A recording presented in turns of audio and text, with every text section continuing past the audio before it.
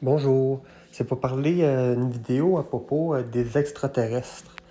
Euh, à propos de mon séjour, mes séjours en prison provinciale à la prison de Sorel-Tracy du 1er novembre 2021 jusqu'au 1er avril ou mai 2022. J'avais passé 6 mois, pile 6 mois, je pense, à l'intérieur de la prison de Sorel-Tracy.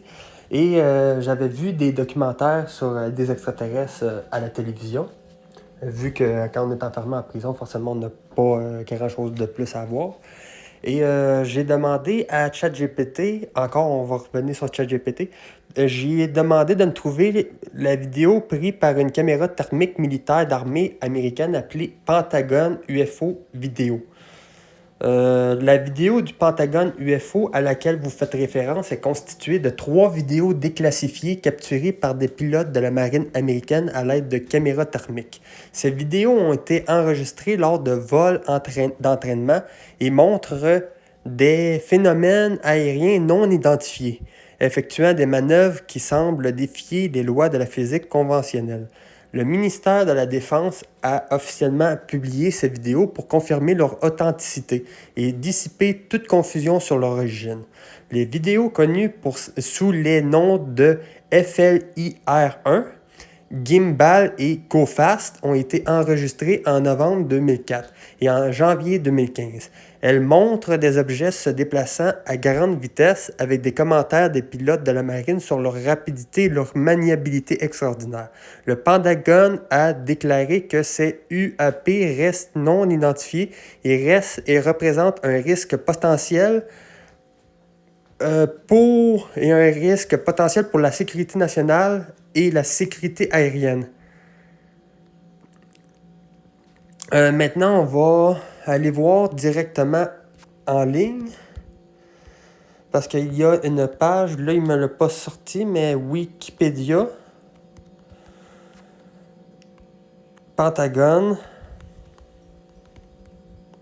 UFO. Vidéo.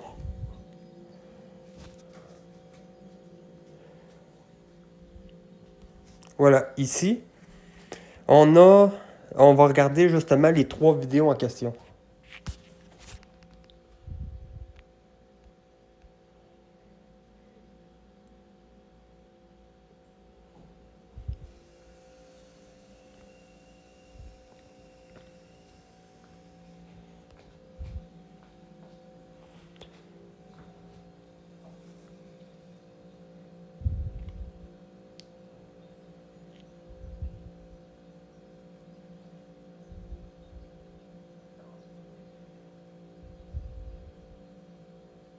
Il n'y a pas de son. En tout cas, pas sur celle-là. Mais on peut voir, là c'est noir sur une caméra thermique. Là c'est blanc, il a changé le mode de la caméra. Je vais expliquer après la raison du pourquoi j'en viens à ça.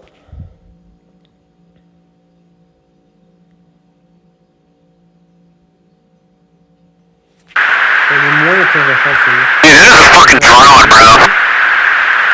There's a whole fleet of them. Look on the ASA. My gosh. They're all going against the wind. The wind's 120 knots from the west. Look at that thing, dude. Ça, cette version-là, c'est vraiment la version thermique. La chaleur puis le froid. That's not LNS though, is it? It's not. That is LNS, dude. Well, if there's like... Look at this thing! It's rotating.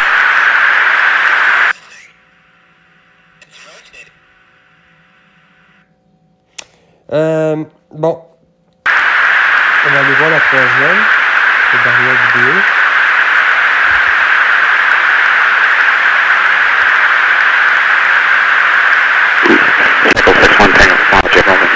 Oh, got it! Woohoo! Roger, there's troubleshooting Are you box moving target? No, I took it on a track. Oh, okay. Oh my gosh, dude. Wow, look at that!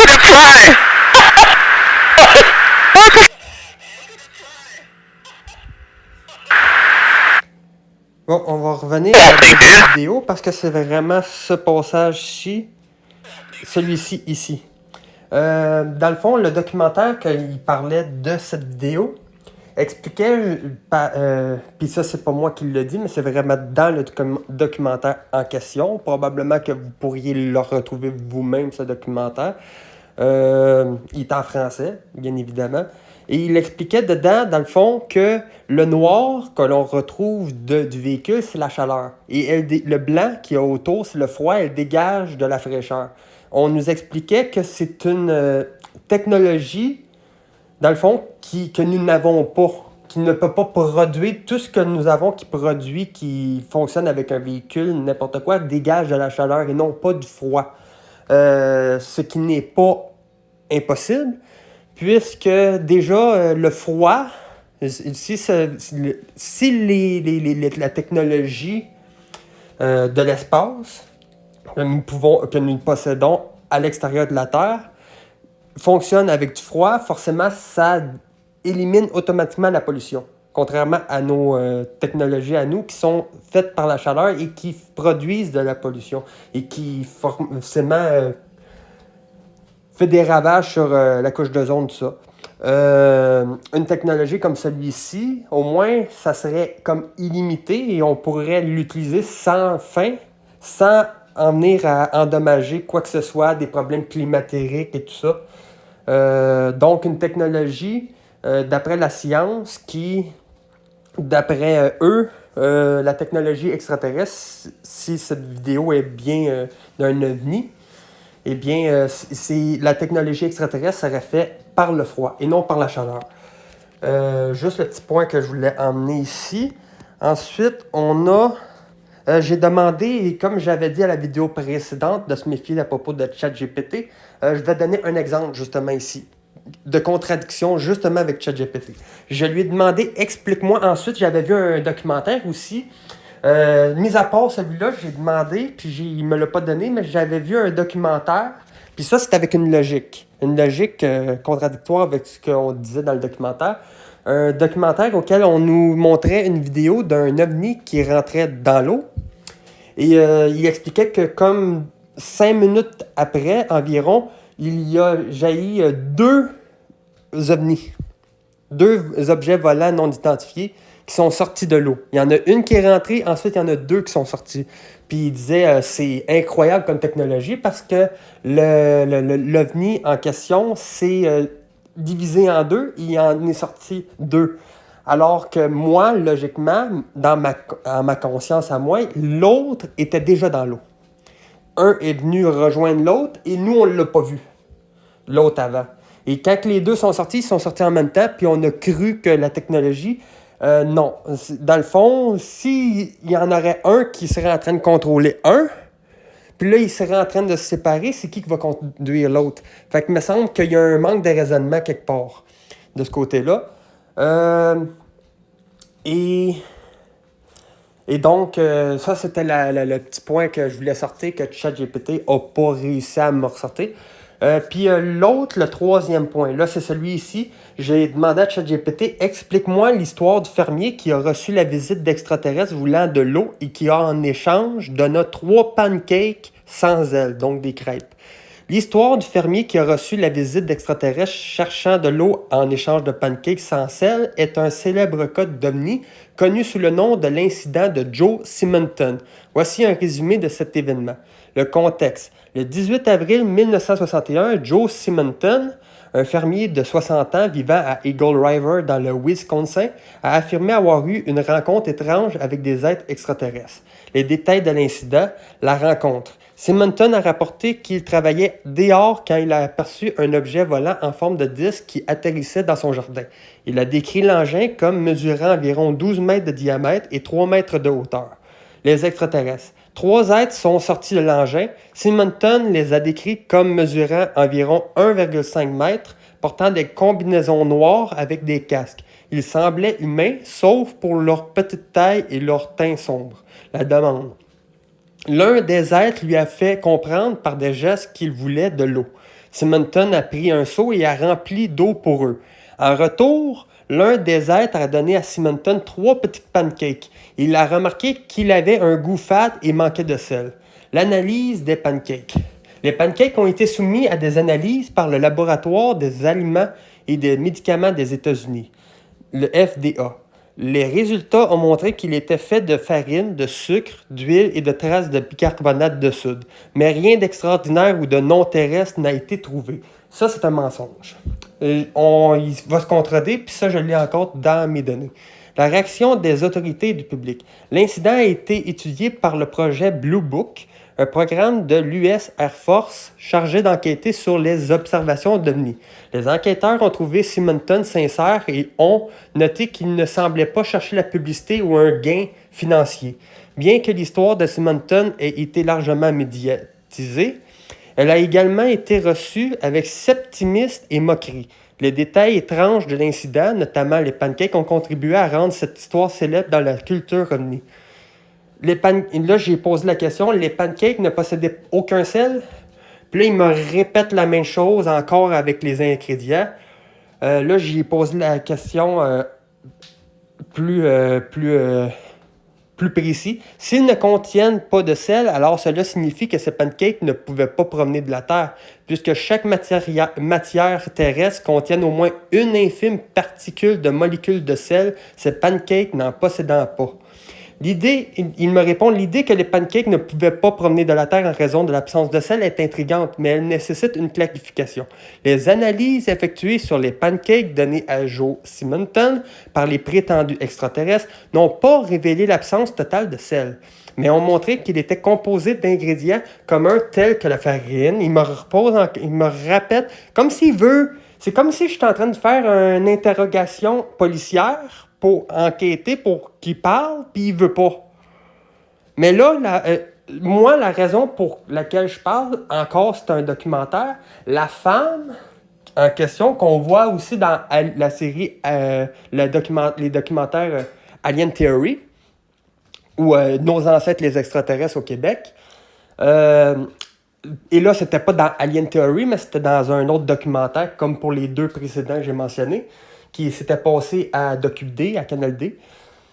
Et la femme, elle a dit à propos, c'est là que j'ai su à propos de cette histoire, elle disait que le fermier avait reçu des crêpes et après analyse, ils ont vu qu'il n'avait absolument aucun sel. Alors que partout, n'importe où, même où il n'y a pas de sel, il y a toujours une infime particule de molécules de sel sur la Terre. Toujours une infime, même de 0,00001% de sel, il y en a tout le temps, alors qu'ici, il n'y en a pas. Alors officiellement, ces pancakes ne viennent pas de la Terre. Ça, c'est pas moi qui l'ai dit, c'est précisément la femme dans le documentaire qui l'avait dit. C'est pour ça que là, j'ai essayé de dire... Mais les analyses mentionnent bien que les pancakes ne possédaient aucun sel. Là encore, comme vous pouvez voir, ils cherchent à me cacher ça. Malheureusement, pour ChatGPT, j'avais déjà fait la demande avant. Et vous allez voir, bien entendu, qu'il me confirme bien ici, il vient contredire ça vient contredire dans le fond les choses, parce que je lui ai demandé, puis je peux pas avoir la date que ça a été fait, je recherche une information que j'ai vue dans un documentaire extraterrestre. Ils ont mentionné l'histoire d'un fermier ayant reçu un craquelin par un petit tête. Au départ, je pensais que c'était un craquelin. Il l'a donné à la science, et la science en a trouvé aucune trace de molécule de sel. Peux-tu me trouver un article ou autre qui en parle? Là, il me dit, l'histoire que vous avez mentionnée est probablement celle de Joe Simonton, un fermier du Wisconsin.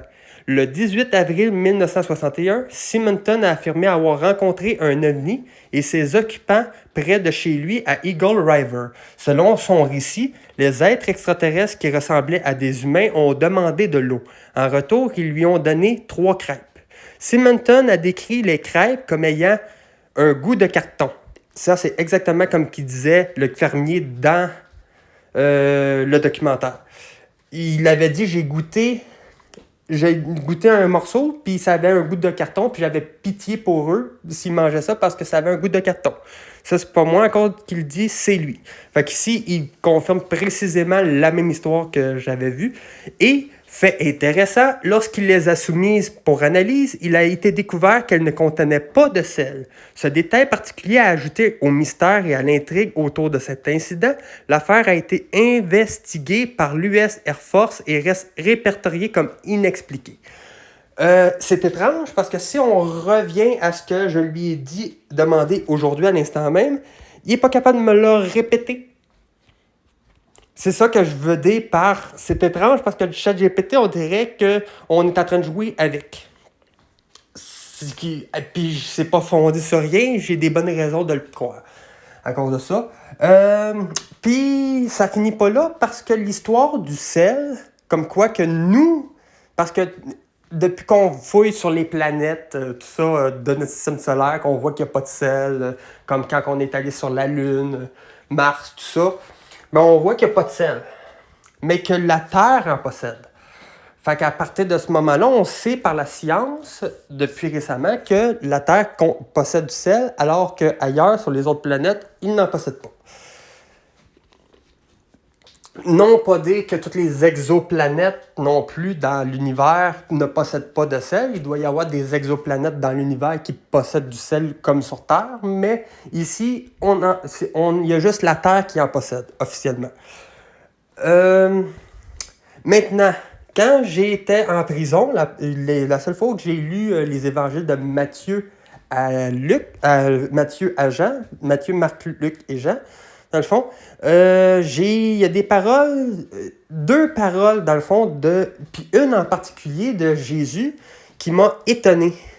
Premièrement, commencer par Marc, Luc 49 à 50.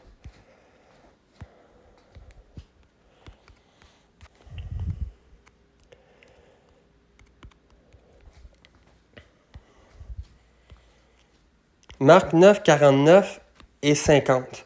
Car chacun sera salé de feu, et tout sacrifice sera salé de sel. Le sel est bon, mais si le sel devint insipide, avec quoi lui donnerez-vous de la saveur? Ayez du sel en vous, et soyez en paix entre vous.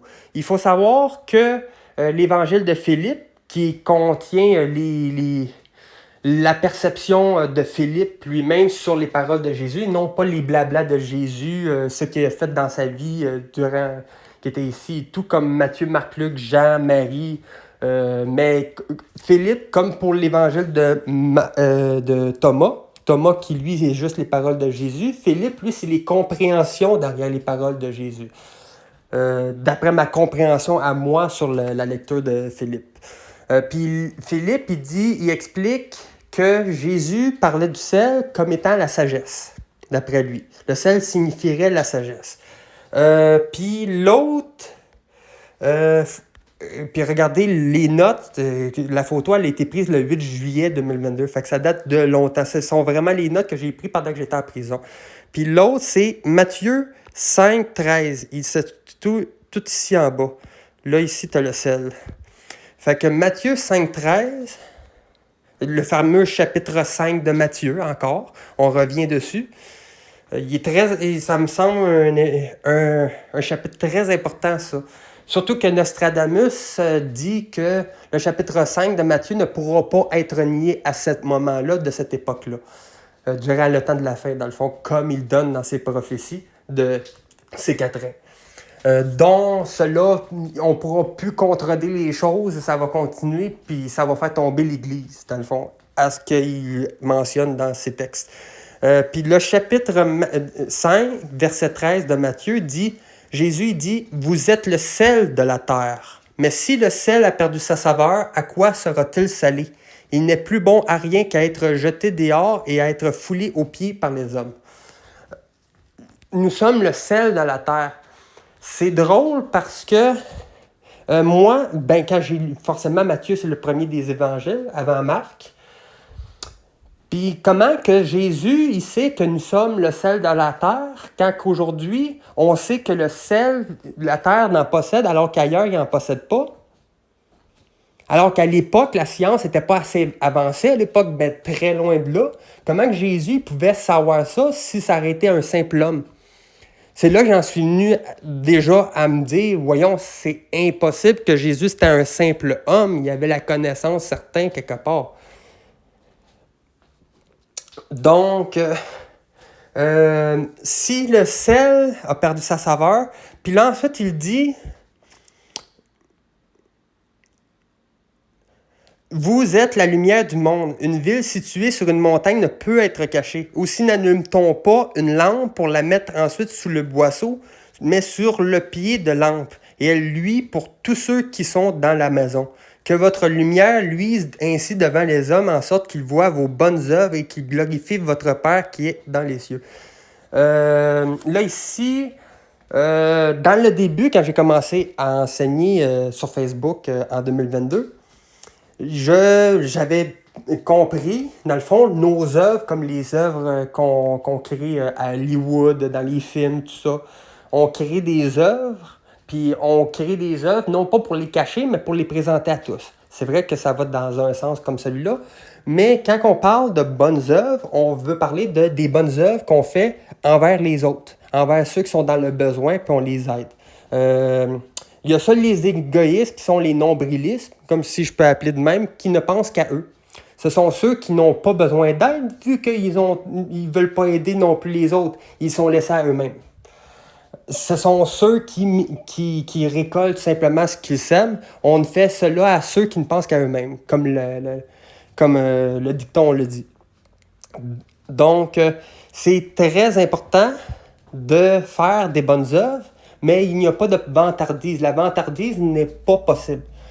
C'est comme la personne qui dit être intelligent, mais au bout de l'année, son comportement, il prouve tout le contraire, qu'il n'est pas intelligent. Ben là, ça sert à rien de se vanter, aussi bien le faire pour prouver ce que l'on est au lieu de le dire. Ça, c'est quelque chose qu'on appelle de la sagesse. Donc, déjà, le verset 13, on va revenir sur le verset 13. Comment que Jésus pouvait savoir qu'on était le sel de la terre, sachant que la terre possède du sel et non ailleurs, quand que la science, et à l'époque, on n'avait pas la possibilité de connaître ça. C'est un petit peu le même principe que Albert Einstein avec la théorie de l'année-lumière, dont le verset 4 de la sourate 70 du Coran qui explique que les anges avec l'esprit, parce que nous on est un esprit, quand on meurt, notre corps est laissé, notre dépouille est laissée sur terre, mais notre esprit est transféré dans un état de sommeil, d'inconscience. Comme le Coran va donner, par exemple, la personne qui va mourir va être laissée dans un état de sommeil. Comme Jésus il dit, quand il dit à propos de la petite fille qui est morte, les parents disent qu'elle est morte, mais Jésus il dit elle dort. Et les parents se mettent à rire. Puis là, il dit lève-toi et marche. Et là, à ce moment-là, elle est ressuscitée, elle se réveille, puis elle marche. Ça veut dire que le monde dorme. Puis quand le Coran il dit la personne qui meurt, l'homme, par exemple, il donne l'exemple sur un homme qui est en un état d'inconscience pendant 100 ans. Et après ça, il est ressuscité. Donc, en d'autres mots, il est ressuscité ailleurs que sur Terre. Donc, ça, c'est bien possible dans le contexte-ci. Et Dieu lui demande combien de temps que tu es resté dans cet état-là. Puis il dit, une journée ou peut-être une nuit. Il dit non, tu es resté dans cet état-là pendant 100 ans. Fait que ça veut dire que la personne qui est tuée, et donc en d'autres mots, on revient sur le contexte que la mort n'existe pas. Celui qui a la malfaisance de tuer, d'enlever la vie à une personne en pensant par sa haine avoir fait quelque chose, en réalité, il l'a juste envoyé plus vite que son temps à son lieu qui est destiné. Ça, c'est encore si c'est pas la résurrection sur terre pour être divisé avec le reste du monde de sur terre, avec les pécheurs. Puis pour ce qui est des autres, comme Jésus a dit, pour les autres, vous devrez attendre encore un peu de temps pour être ressuscités. Donc après l'Armageddon, il y en a d'autres qui vont être tués, qui auraient dû passer, mais qui par leur ignorance sont laissés. Et donc ils vont être ressuscités après. Donc après les 7 ans de la Grande Guerre, du final. Pour rester sur terre avec le roi des rois pendant 1000 ans. Bref, il me semble que ça coïncide bien. Puis le verset 4 de la sourate 70, dans le fond, c'est l'esprit. Il explique que l'ange et l'esprit font un trajet de un jour. Attendez, je vais le sortir directement. Fait que sourate 70, verset 4. Les anges ainsi que l'esprit montent vers lui en un jour dont la durée est de 50 000 ans. On est ici dans la théorie d'Albert Einstein sur l'année-lumière. Quand on va avoir, par exemple, une explosion d'un soleil, d'une étoile qui a été explosée et qui a éradiqué tout son système solaire dans l'univers, qui est à une distance de 10 000 ans, bien, la science explique que le temps qu'on ait reçu la réception du message, ça l'a pris 10 000 ans avant qu'on le reçoive. Donc, l'explosion qu'on a vue d'une distance de 10 000 ans, elle s'est passée il y a 10 000 ans avec ce que l'on voit présentement. Ce qui coïncide avec ce qui est donné dans ce verset-là. Encore ici, comme pour Jésus, je vais redire comment que ça se fait que Mohamed sait des choses comme ça alors qu'on n'est pas censé de savoir ce genre de choses-là à l'époque, au 7e siècle. C'est qui est encore ici assez étrange. Une raison pour laquelle j'en viens à dire que le Coran est forcément véridique, dans un sens. Donc, c'est à peu près le tour de ce que j'avais à expliquer. Et c'est ça, c'est Pour moi, à mon sens, oui, les extraterrestres peuvent bien exister. Tout comme, oui, beaucoup de nos ancêtres peuvent avoir été ressuscités, que ce soit en enfer, que ce soit dans le jardin d'Éden et d'autres planètes ailleurs dans l'univers qu'on peut appeler le paradis, dans le fond. Et sinon, dans les links dernièrement que j'ai appris par le frère Paul Adrien de YouTube, qu'il appelle ça, lui, les enfers. Et donc, un entre-deux, ce que je ne peux pas contredire, parce que si l'enfer est un lieu qui possède des prix, de l'argent, comme sur Terre, et donc la malédiction continue à se faire, la corruption et tout, l'esclavage par le fait de on est riche, eux autres sont pauvres, on va se servir d'eux autres comme esclaves. Comme on a eu, par exemple, pour l'histoire des Noirs au Texas. Quelque chose qui est passé. On ne ramènera pas ça, mais on reste quand même sur le contexte que c'est ça le principe. On vendait des Noirs parce que eux autres étaient pauvres.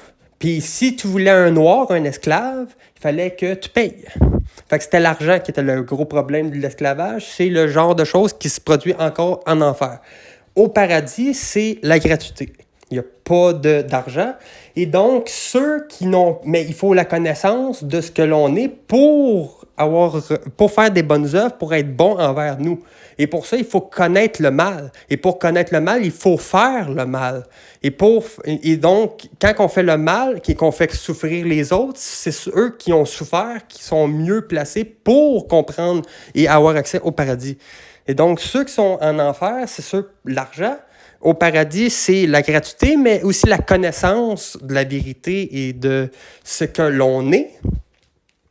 Et donc, ceux qui ne peuvent pas aller au paradis, mais qui n'ont pas d'amour pour l'argent, qui n'ont pas de malfaisance comme telle, mais qui ne comprennent pas encore la vérité sur nous les humains, sur ce que l'on fait, sur toutes les catastrophes qui arrivent sur Terre, le pourquoi et tout, eh bien, forcément, ils ne sont pas dignes d'aller en enfer. Fait que, logiquement, j'en reviens à me dire que oui, il y a bien ce que les catholiques peuvent appeler les limbes entre les deux.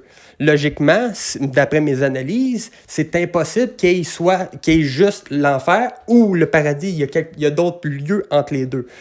La question que je me pose toujours, c'est comment est-ce que les catholiques sont au courant de ça? Parce que j'ai beau chercher sur Internet, j'ai beau essayer de regarder un peu par-ci par-là dans les écrits de la Bible, puis je ne le trouve pas. Dans les écrits de la Mère morte, ça ne se trouve pas. À part peut-être un verset de Enoch qui dit, par exemple, que en expliquant que ceux qui vont au paradis sont laissés là pour l'éternité. Ils vivent pour l'éternité. Ensuite, les autres sont envoyés là-bas pour 10 000 ans pour ce qu'ils sont. Donc, en d'autres mots, ceux qui n'ont pas compris sur Terre, ils continuent à vivre là-bas pour apprendre, pour continuer à vivre avec le mal qu'ils commettent, puis tout.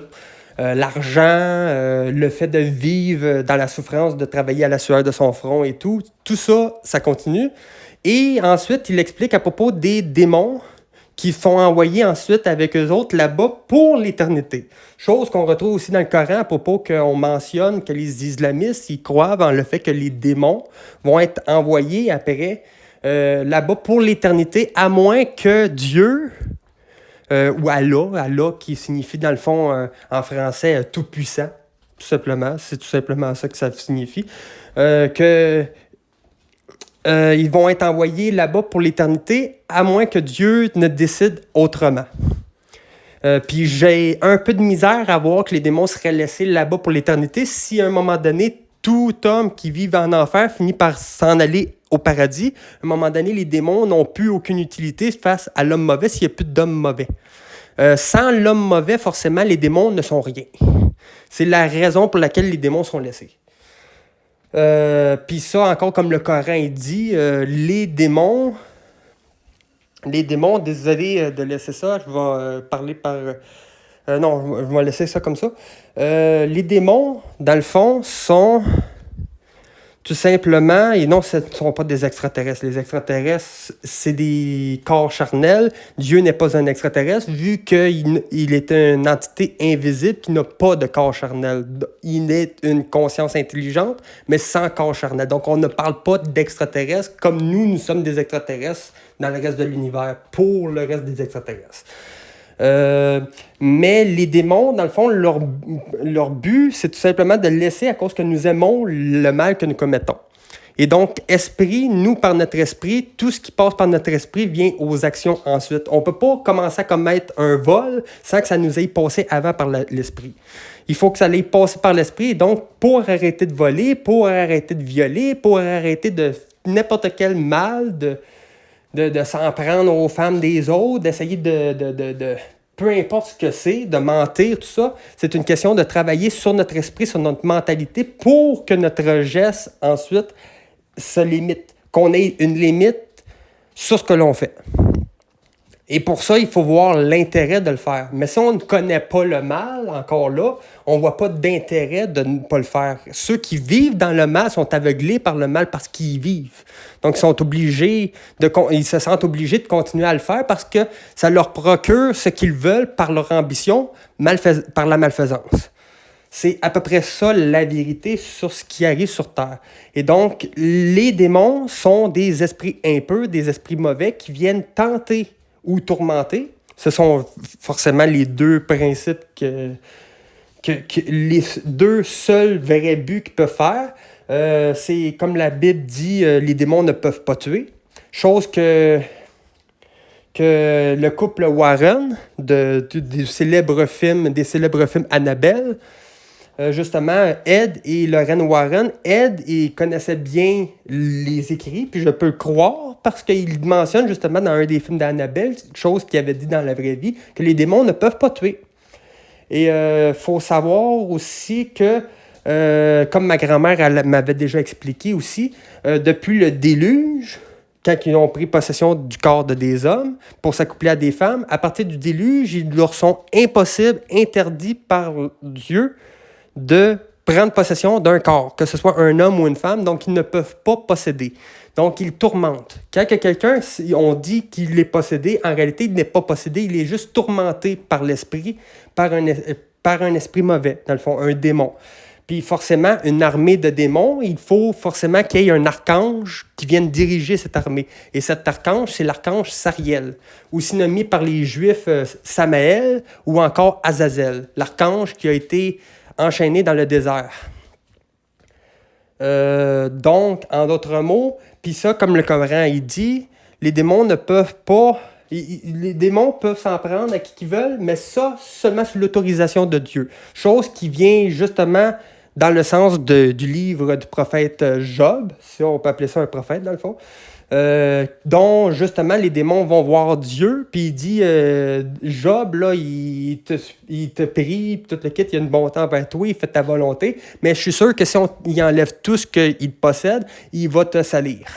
Et là, Dieu les autorise à le faire, fait qu'il a tout perdu.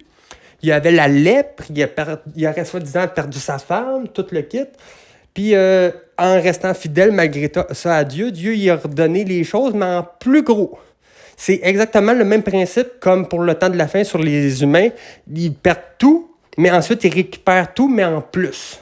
Ce qui va dans le contexte de ce que Jésus a enseigné aussi dans les évangiles canoniques. Donc, ce sont comme des jobs. On serait exactement comme des jobs si on est à faire la volonté des bonnes œuvres à la fin du temps de la fin.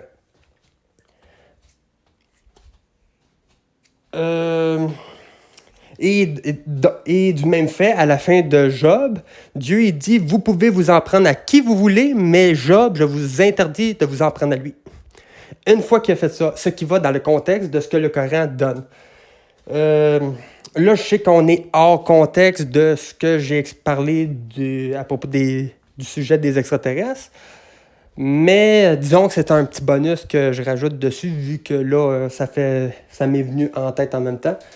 Fait que il faut arrêter de croire ce que les gens disent à propos devant les juges en disant c'est le diable qui m'a poussé à le faire. C'est impossible. C'est pas le diable, c'est nous qui avons pleinement le contrôle de nos actions. C'est donc nous qui devons manger les conséquences de nos actes. Chose encore que le Coran donne. Et 2 baruches, je crois. Et pour finir, le verset que j'ai mentionné sur Enoch à propos de ceux qui s'en vont au paradis pour l'éternité. Ceux qui s'en vont en enfer pour 10 000 ans, pour ce qu'ils sont, puis les démons qui s'en vont là-bas pour l'éternité, dont ceux au paradis, c'est immortel, je crois, mais c'est tout immortel, dans le fond. Parce que 10 000 ans, un homme ne peut pas vivre plus de 1000 ans. Donc, s'il reste là 10 000 ans, ça veut dire qu'il réside immortel. On peut imaginer donc les calvaires qu'il y a en enfer, comme par exemple les problèmes climatiques, si on y revient à la même procédé que sur Terre, les animaux qui sont non en voie d'extinction, mais plutôt des animaux. Les animaux existent peut-être même plus là-bas, il n'y en a peut-être pas. On peut parler de la stérilité pour tout le monde, donc les enfants ne sont pas. C'est un gros problème, un gros calvaire. Personnellement, je pense que personne ne veut aller résider là-bas. Et le 2 baruches. 2 baruches retrouvées à la mer morte, qui s'appelle l'Apocalypse syriaque de Baruch. On ne parle pas de l'Apocalypse grec de Baruch, qui est une toute autre version qui n'a rien à voir et qui n'est pas bon. Tout est incohérent dedans. C'est les visions données dedans. Après ça, l'explication donnée après, c'est même pas complet. Ça n'a aucun sens. La tête de cheval avec les pieds de chevreuil, je sais pas trop, des affaires de même. Le chevreuil, il est même pas mentionné dans aucun livre. Le chien, il est pas mentionné dans aucun livre. Ça n'a aucun sens. On voit que ça a été fait n'importe comment par quelqu'un qui a essayé d'inventer un livre. Fait que l'Apocalypse grec de Baruch, lui, officiellement, il n'est pas bon. C'est l'Apocalypse syriaque de Baruch. Puis il y a un verset, comme Enoch il donne à la fin de son livre, il dit il change des choses dans mes livres. Parce que le livre d'Enoch, c'est comme une bibliothèque qui contient 5 livres, 5 fragments.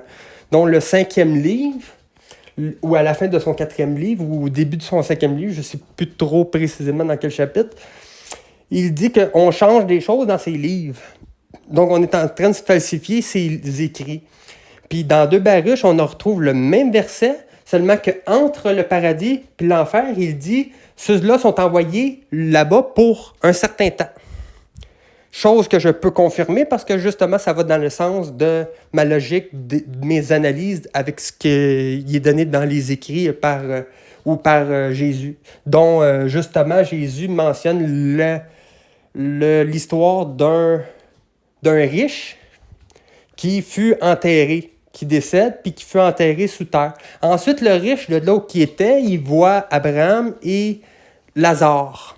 Il demande à Lazare de mettre son doigt dans l'eau et de me le mettre dans la bouche parce que ici je crève de chaleur. Et Abraham, il dit, là où que tu es, je ne peux pas aller, et si j'y vais, je ne peux plus en ressortir. En d'autres mots, tu t'es mis dans cette merde-là, il y a juste toi qui peux te sortir de là. Fait que c'est ça, dans le fond, l'enfer. L'enfer, c'est une place de richesse, d'argent monétaire, de faux bonheur. Encore le malheur qui continue, dont le monde sur Terre croit que l'argent fait le bonheur. Ça ne fera jamais le bonheur. Ça va toujours faire le malheur. Et c'est ça qui fait le crime organisé. Forcément, Dieu il avait dit « Ne faites pas justice, c'est moi le vrai vengeur ». Comme de fait, on a désobéi, on a créé la justice. Pourquoi? Parce qu'on a mis des prix sur des choses, parce qu'on a voulu associer puis avoir un contrôle pour faire travailler le monde pour mieux diriger. Et derrière ça, ou autre, mais il y a une forme de dirigeance derrière ça, forcément. Et ça l'a créé, forcément, les prix sur les affaires ont fait l'argent. L'argent a fait le crime, et le crime a fait la justice à cause de l'argent. C'est à peu près le cercle vicieux qui fait que le monde, aujourd'hui, sur Terre, comme ça l'a été à l'époque de nos ancêtres, ont toujours souffert comme nous, on souffre aujourd'hui. C'est ça, la vérité sur les problèmes qu'il y a dans ce monde. Et tous ceux qui ont trop d'amour pour l'argent, forcément, préfèrent l'argent que de nous aimer nous. Comme Jésus il dit, encore, dans les évangiles, vous pouvez le trouver vous-même, il dit, vous ne pouvez être maître, vous ne pouvez avoir deux maîtres. Soit vous haïrez un et vous détesterez l'autre. Soit vous êtes maître de Dieu, soit vous êtes maître de Mammon. Et Mammon, et les islamistes le savent très bien, sont bien placés. Les chrétiens aussi sont très bien placés de savoir que Mammon, c'est une signification de la richesse. Si on écrit, par exemple, sur Safari, Mammon. Eh bien, Mammon, c'est une divinité personnifiant la richesse et l'avarice dans le Nouveau Testament, personnification de la richesse de l'appât du gain. Ou si on parle de démon de l'avarice, on va dire Mammon dans le Nouveau Testament de la Bible est la richesse matérielle qui est personnifiée en divinité à laquelle les hommes sont susceptibles de vouer leur vie. Dont Enoch comprenait les choses de la fin. Il avait été donné les visions sur ce qui allait arriver à la fin, dont, par exemple, il avait dit « J'ai aussi vu à la fin que vous vous entretuerez ». Dont le Coran, un verset dit « Rapprochez-vous de votre Créateur et entretuez-vous ». Chose qui m'emmène donc à comprendre que le Coran ne s'adresse pas pour les siècles passés jusqu'à aujourd'hui, mais plutôt pour le temps de la fin, pour ceux qui ont renié la parole de Jésus. Alors à ce moment-là, il va falloir se défendre face aux gens insensés qui vont s'en prendre à nous. Et donc, en d'autres mots, on redonne le coup pour le coup, c'est la loi du talion, dont Moïse explique justement dans la Torah, dans les premiers livres de la Bible, à propos des 3 passages auxquels on en fait mention de œil pour œil, dent pour dent, c'est en ces jours-là. En ces jours-là, on veut parler plus précisément durant le temps de la fin. C'est pour cette raison que j'en viens plutôt à comprendre que le Coran ne s'adresse pas pour maintenant, mais pour après, quand que ça va être le temps de la Grande Guerre. Ce qui vient en grande contradiction avec toutes les croyances islamiques. Mais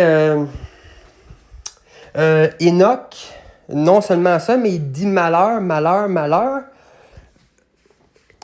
Il y a un chapitre, je crois que justement je l'ai dans...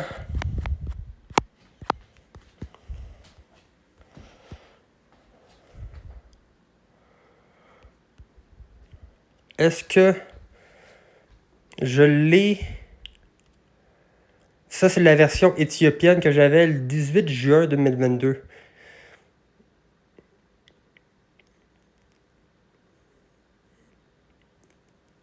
La fournaise de feu, là, c'est une chose qu'on retrouve aussi dans le Coran en parlant. Vous serez laissés dans la fournaise de feu. Enoch et Mohamed, je trouve qu'ils ont beaucoup de choses qui reviennent, mais non, c'est pas ça.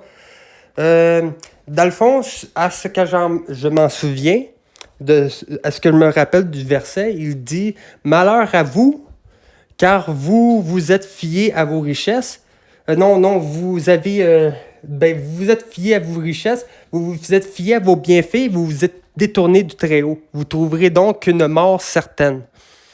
En d'autres mots, les gros problématiques de l'Apocalypse, de la fin de l'Apocalypse, plus précisément l'Armageddon, c'est l'argent puis les bienfaits.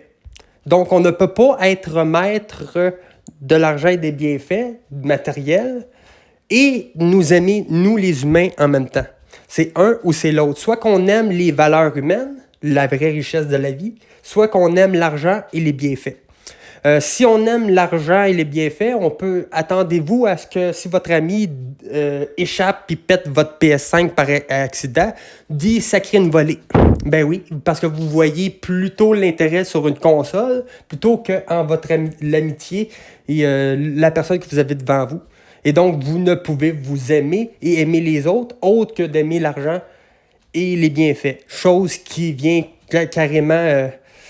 ça ne contredit aucunement, mais surtout, c'est vrai, là, qu'est-ce que Jésus dit à propos qu'on ne peut servir Dieu et l'argent, la richesse, les bienfaits. C'est un ou c'est l'autre.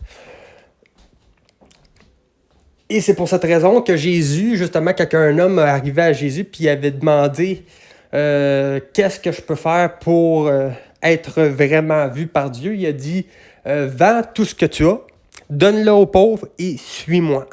Et alors l'homme est parti parce qu'il avait beaucoup de propriétés. Il est parti tout triste parce qu'il avait beaucoup de propriétés. Il n'était pas capable de se défaire de ses propriétés, de son argent, de ses bienfaits, tout ça, pour suivre Jésus, puis délaisser, puis séparer de sa famille, tout ça, pour suivre Jésus. Ben, c'est exactement le même procédé pour les prophètes du temps de la fin. Ils vont faire le même procédé en reprenant l'exemple de Jésus, en venant diviser le monde par la parole. Et donc, disons qu'on va mettre un terme à tout cela sur la vidéo présentement. Et voilà, c'était à peu près ce que j'avais à dire. Ça a été assez court pour les extraterrestres. Ça a été plus long pour le reste de l'explication sur les problèmes du temps de la fin, tout ça. Mais chose que je m'étais déjà répété sur des vidéos précédemment, sur au moins une vidéo précédente, comme par exemple le coq, le mouvement jovialiste et l'année de la fin du monde. Oui, je crois que c'était dans cette vidéo-là que j'en avais parlé, mais bref, là je l'ai répété en bref